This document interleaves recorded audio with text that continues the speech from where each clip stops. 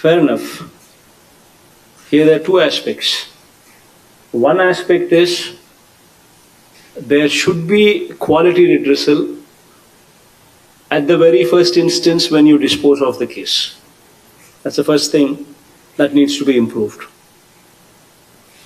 The second thing that needs to be improved is when somebody reapplies. That means you have rejected the case previously, now it has come back for redressal once again as a reapplication. In those particular cases, how are you dealing with that? These are the two very important things that are very, very important for this program to be actually serving the purpose. So it's very important that the collectors, the joint collectors, RBK, these people actually own it up. Because this is something which has never been done before. This is something what we are attempting now.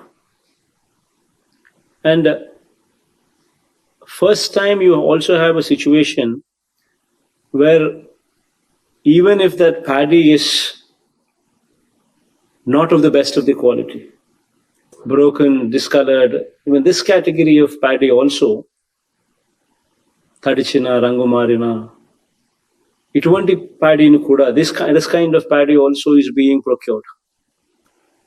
Ultimately, these kind of initiatives that we are taking is to ensure that the confidence in the farming community, the farmers' confidence in the government, takes a huge leap forward. The quality of paddy, if it is to that required quality, if it is there to that required quality, every farmer should get the MSP, not 1 rupee less. The NREGS part, which spoke about, we're talking about Grama Sachwalayas, Raitu Bharosa Kendras, health clinics, and digital libraries. In these aspects, it's very important that by Ugadi,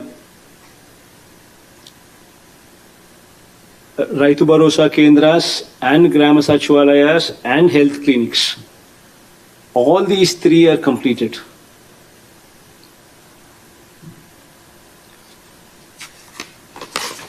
The digital libraries, of course, have just started,